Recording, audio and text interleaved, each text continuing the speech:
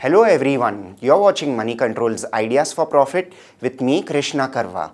In today's video, I will be talking about the H1 performance of AC companies. So, as you can see in the exhibit, it's been a disappointing phase for the companies on the back of sales degrowth and margin contraction. So why did that happen? Quite a few reasons behind it.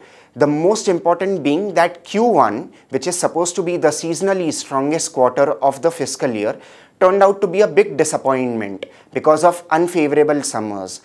As a result of that, dealers and distributors chose not to place orders for new inventory and focused on getting rid of the existing stocks. Secondly, there's been some input cost pressures that AC companies have faced because of rupees depreciation vis-a-vis the dollar and commodity prices going up.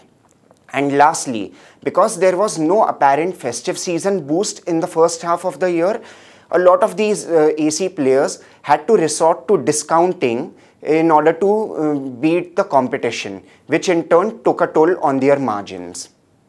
Well, not all is lost for the sector though, because there are some green shoots available. We'll start with electrification coverage, which is gaining momentum at a rapid pace pan-India. So given how underpenetrated the AC market is in this country, the scope for growth is immense. Secondly, financing schemes and higher disposable incomes have made it possible for most consumers to now buy ACs without much of a hassle. Thirdly, replacement cycles for air conditioners have also been shortening over a period of time, which means that people after certain years would much rather buy a new product rather than constantly repairing an old one. And lastly, given how tropical the climate is in most parts of India for most part of the year, there is a consistent demand trajectory for ACs going forward.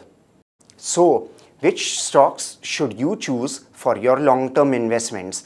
I'll give you two names, one being Amber Enterprises, which supplies ACs and AC components to 8 out of 10 AC brands in India. It enjoys a good degree of client stickiness and is also working on increasing its capacity utilizations. The stock is now close to its IPO price band, so those of you who could not subscribe to it still have a good entry opportunity at this point. The second name is Johnson Controls Hitachi, which is a fundamentally robust stock.